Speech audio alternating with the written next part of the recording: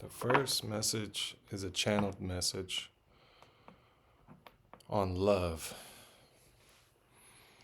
And sometimes, especially times like this, love and loving and seeking after love and choosing love is the most rebellious thing that you can do. In essence, the energy is so thick. It's such an electric time on the planet that you got to learn how to use the greatest weapon of all, which is love.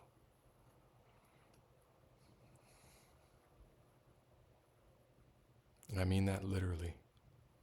To change the heart of a man. Those were some of my favorite miracles. I grew up Mormon, in the Mormon faith.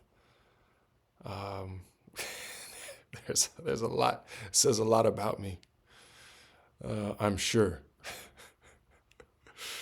But in the Book of Mormon, in their scripture, there is an interesting theme, which is that of changing the heart. And it's something I loved about the story in the Bible about Daniel. He had heart. He lived with a heart. And not like the heart of a lion, you know. And just so many of the characters and the lessons and the metaphors throughout, even the entire theme of really any scripture is that of forgiveness and that of redemption, that of victory, ultimate victory. In the Hindu language, and I believe in Sanskrit, they have two words to describe victory: Jaya, which is, victory, and then Vijaya, which means supreme victory or complete victory, ultimate victory. A great victory. And in fact, at an ashram that I visited, there are two cows, and they're very close female cows, Brahman cows. And one of them is named Jaya and the other is Vijaya. And they've had two very different experiences as mothers. One of them has lost both of her calves within a very short period of time. Neither one of them survived past a year. One really didn't survive birth. And the other one has gone on to have two healthy boys, like very healthy. And the smaller one, her name is Jaya. The one that's had the two healthy calves, Ananda and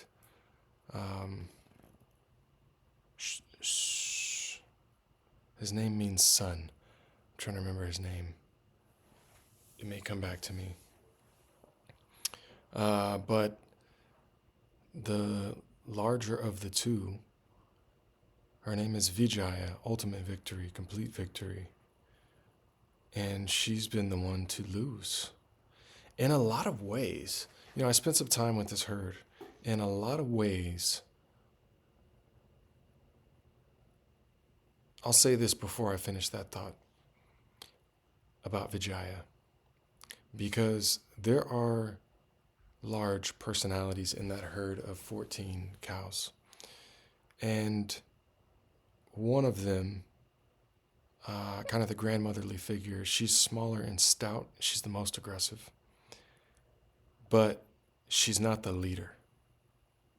She's definitely not the largest. There is a bull in the herd named Mooney. And he's the most gentle. And the leader, her name is Shanti. She's the largest female. She's the youngest. She's in her prime. And she's strong. And she's big. And she's got the best set of horns. And she's respected. She's very well, but she's very sweet. She won't fight, um, but she will establish herself. Um, but and then there's another named Sydney, who's also a grandmother. She's very dainty. She's like if you were to draw a little kind of dairy cow cartoon, she has this type of dainty cartoonish figure. Um, and she's had two healthy, I think two or three healthy calves. Um, and yeah, so they all have kind of this, there's definitely a strong motherly presence among them. But even among all these, the grandmothers and the leader, Shanti, Vijaya has actually had to endure, I won't say the most because I don't know all their stories, but she's definitely endured some heartbreak. Like big time. And she gets bullied. She's kind of the scapegoat of the bunch. And I find it ironic that her name is Vijaya.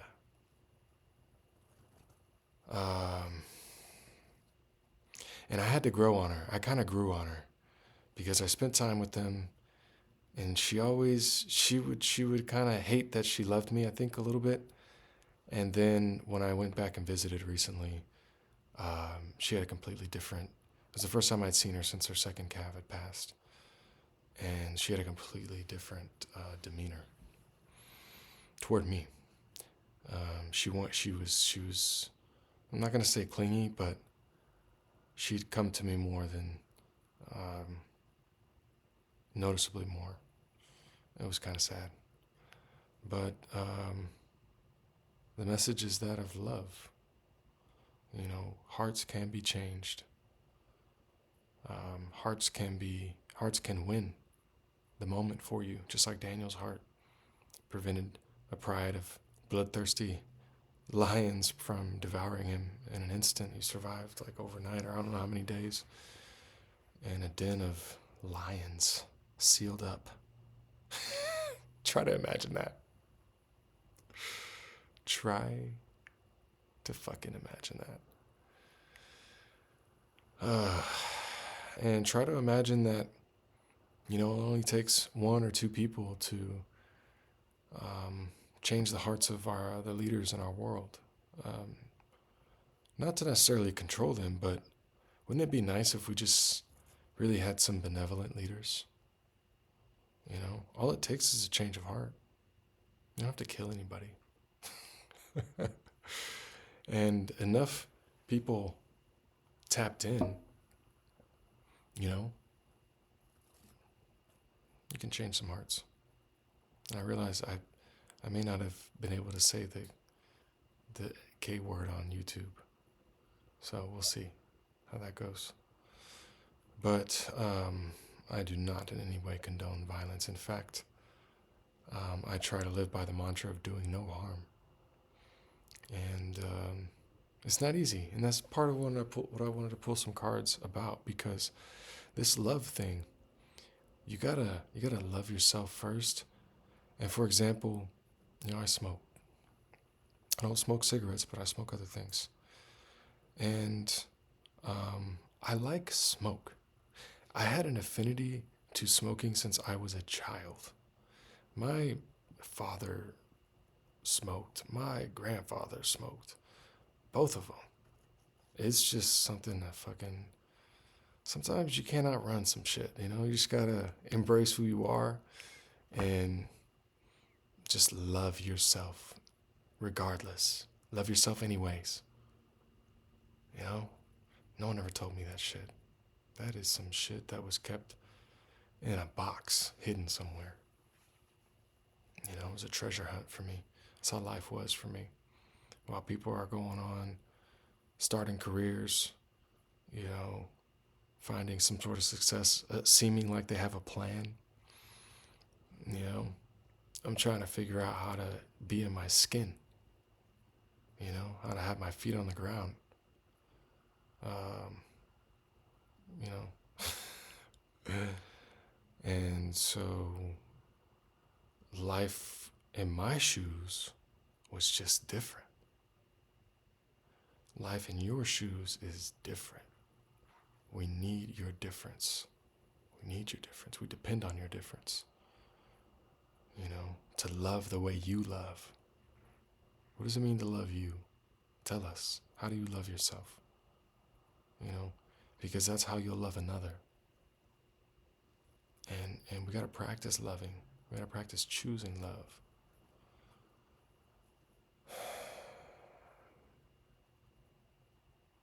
How? How can we choose love? How can we choose to love ourselves? What is love?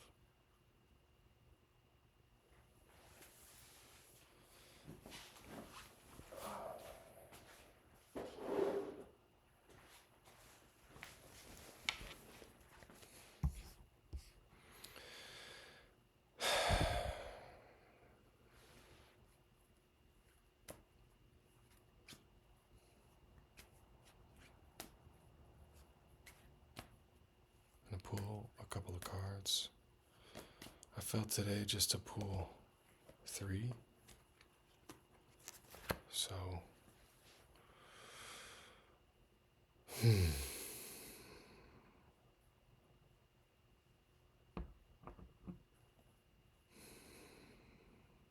wow, okay. On the bottom of the deck, the Wheel of Fortune, which has been a theme. It's definitely been a theme. The devil's on his way out. Or on his way in. That's been the paradox. Just finished watching Stranger Things, the Upside Down. Well, I finished it, I guess, over the new year. And having that zoomed out visual of the Upside Down and the explanation of the architecture, it was a fun way to, I think, remember kind of on some level about physics and metaphysics and how that ties into spirituality and how spirituality is practical. There's a practical application to that, but it can also be interpreted in the language of physics, the language of metaphysics. It can be interpreted in biology. There are representations, there are fractals in each dimension. And the more gross you get, the more inconsistent and sloppy the cycles play out. But there's also, it's kind of the oil meeting the canvas. It's where the painting happens. It's less ideation and yes, action, but it's beingness, it's embodying. The poets like to embody and just drift in the embodiment of what they call in. And they called in a lot of God presence. Be able to really, truly appreciate what's happening here and be able to just skip along with only so many words, right? In a certain style, a certain structure. Poetry's beautiful. It's one human being saying what they see in the most beautiful way they can think of. And, poetry changes hearts. But really what it is it's an authentic expression done at the highest level. Striving to express yourself at the highest level. And I think in a lot of ways that is our birthright, right? To come here to this earth and to live a brief life and to have the freedom to express ourselves benevolently and in the highest order for the greatest good of all and to the greatest satisfaction and fulfillment of ourselves so that we can have joy and spread joy. and be united in love. That's the dream. The dream is for all of us to sit on our asses and be able to eat sunlight and create all day with our hearts and our minds. To truly dream something together, to knit a dream together, to be united in our hearts. The human mind is accessible, right? You can manipulate it. The brain is the instrument. It's the capacitor, right? But the mind, what you're capable of thinking of, what you're capable of imagining, can you genuinely even fathom or conceive of what unified minds can accomplish? And in a way, we're witnessing that. Because it's easy to devolve. It's easy to play in the upside down, on the other side of the upside down. It's easy to play in the lower chakras. It's easy. And doesn't mean it doesn't require work, right? Like in a worldly sense, in a physical sense, there's a lot of action, there's a lot of busyness, but the actual task of humanity is to avoid corruption. Right? It's to actually do something that reflects our design, right? It reflects the intention of our being. And so that requires cycles and evolution. That requires awareness. It requires us to choose. It's not going to happen on accident. So we tend to veer. And we tend to wind and meander, and that's okay. It's in our nature. We're a part of it as well.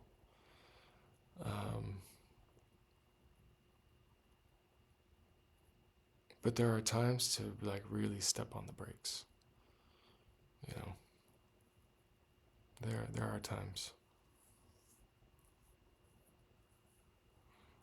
And I know a lot of us are asking, we've seen a lot of these videos, a lot of this coverage of,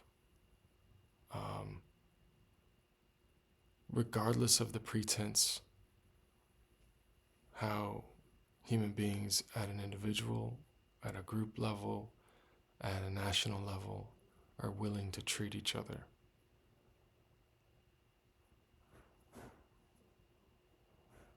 I mean,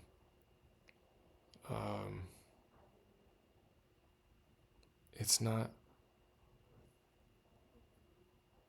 trivial, but it is a really great stage for God. That's how I feel. It's a great stage for a miracle. And God is a God of miracles. He's a miraculous God. Just, merciful, perfect, omnipotent, omnipresent, omniscient.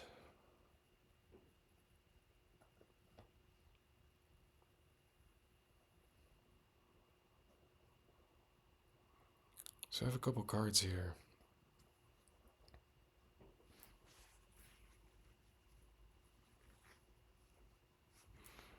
I'm seeing the Justice card, the King of Cups, and the Three of Cups. Justice, King of Cups, Three of Cups. I just got done telling myself, be honest with yourself. Be honest with yourself. Be brutally honest with yourself.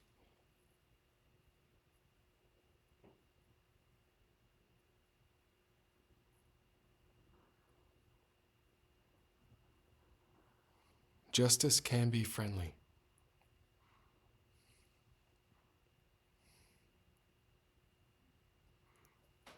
And there are cycles to justice as well.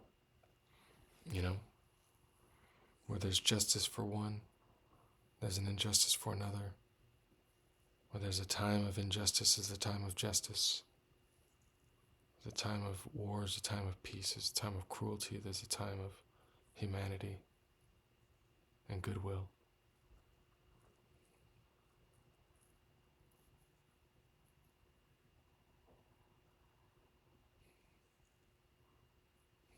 The idea is to witness this and to withdraw from it and to cultivate love, redeem yourself, call on the Holy Spirit, call on the higher orders to be with you, find them, commune.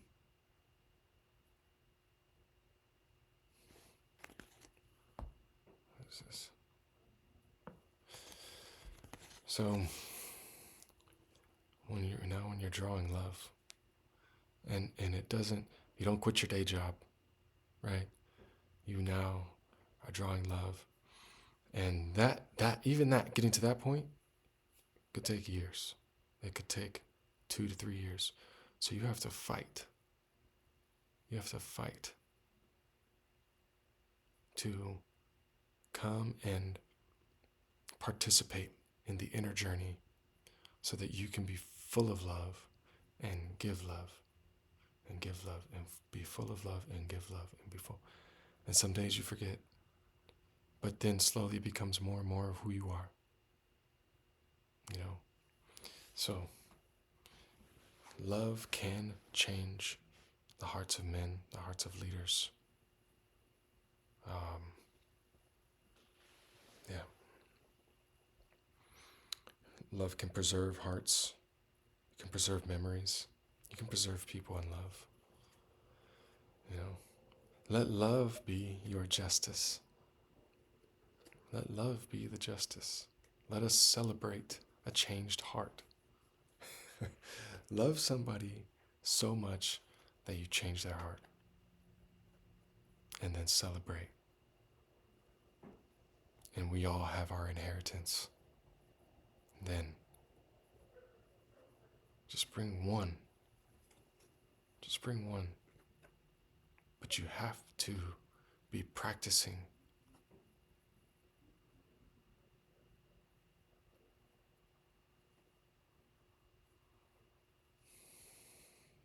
I feel that as a reproach for me as well. It is easy to veer, to grow corrupt. Let's take the label off of it, because what would you say if your kid's riding a bicycle or learning to ride and they veer? What, you're not gonna say, you're doing that on purpose, and they fall and bust their knees. You did that on purpose. You're corrupt. Actually, no, you're gonna do something that seems above and beyond. You're gonna be actually literally running next to them, paranoid that if they even teeter a little bit, that you catch them and you let them know and you make sure they know that you are there for them. That's what you're gonna do when your kid's on the bike and they're learning how to ride and they're veering. You're gonna have them all geared up in helmet and knee pads, and that's how loving God is. That's why God can be just and merciful, because God doesn't really ever let us go. So we have to choose to wake up from the dream, to listen to the voice of love, find the voice of love, and flood ourselves with compassion. Let go of our worries, our cares. Come to the understanding that, yes, you have to pretend to have practical cares. You gotta make pretend money, you gotta have a pretend job, and eat pretend food, because our bodies pretend. But it's real. We know that. We also want to care for our body. We want to excel in our work, right? We want to show up. We want to do our best. We want to thrive. We want to help people. The world is made prosperous, and so we are meant to prosper. We're meant to celebrate and have joy and prosper and love and dream a higher dream. That's the fight. That's the real revolution. That's the real rebellion.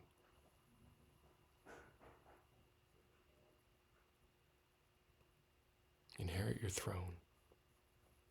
Right up here. Bring your awareness here. The kippurs, I believe, are worn. There's a lot of things that are worn. This hoodie right now, this hood, symbolizing, a crown or a mane. So I invite you to consider this message and to research something, read a book, pick up a book, search for a book, rely on your intuition to guide you. Say a prayer and then look for the answer. Say a prayer maybe just in your mind and in your heart that you want to be shown an opening to understanding how to go within and truly experience what it is to love yourself and what the source of that love is. And you want to become familiar with that. And you want to be so full of it that you want to now be generous with it. And it's nothing you can sell just by being it, just by being kind, just by choosing not to worry. The way that who you become is the gift. Who you become is the invitation and is the gift and is the evidence. Because your light will speak for you.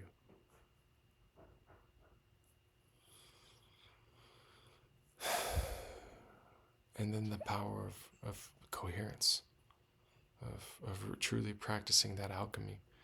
Because when you're making choices to love, it also means that people who need love are going to come to you. You're going to be put near people who need your love. And it's something they will take. They will take until they will become ravenous for it. People will be beside themselves sometimes. They will do really criminal shit, heinous stuff, because they need to get it out of their system. Before a person can rise in love, they gotta rise through the shit. They gotta get it out the mud.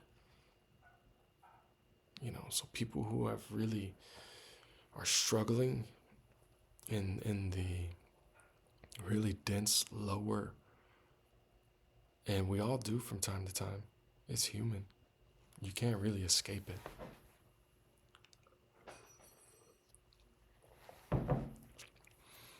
But the idea, is, I'm not going to set the benchmark, but the idea is to function more or less as a full coherent human being and be relatively consistent with that.